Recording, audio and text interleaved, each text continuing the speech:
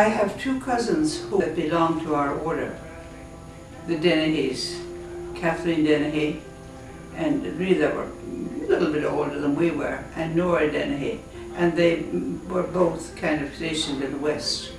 Nora Dennehy was here for some periods of time.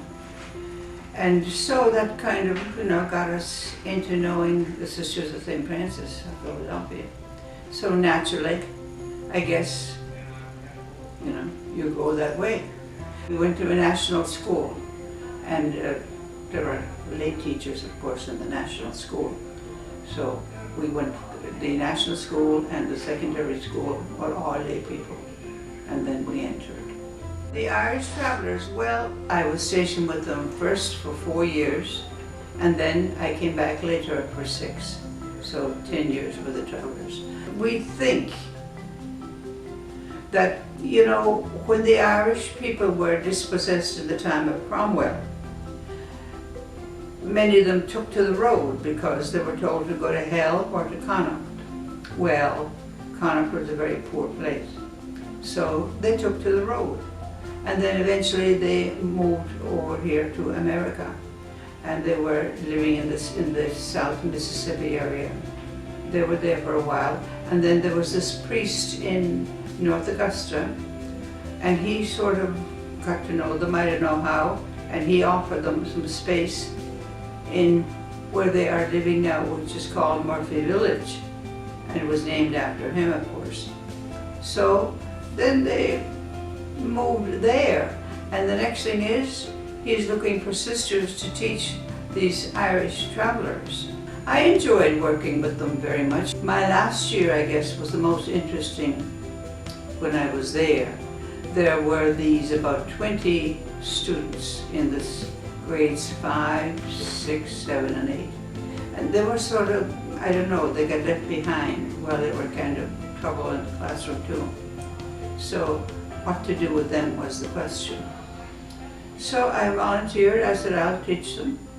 I would take them as a group.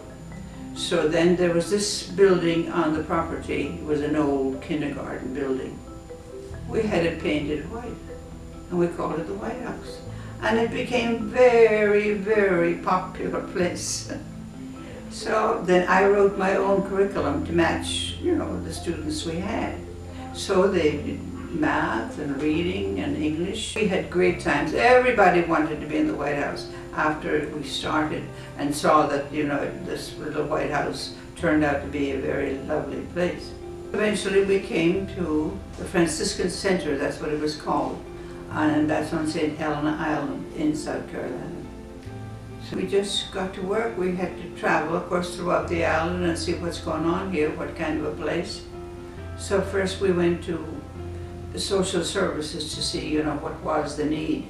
We had all kinds of programs going on there because we had to have night school then for the Hispanic children because they didn't know English, and they would have homework, of course.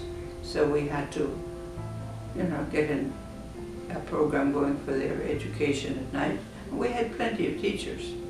One teacher would bring another one. These would be all retired people who were retired from the Fripp Island and on the islands all around.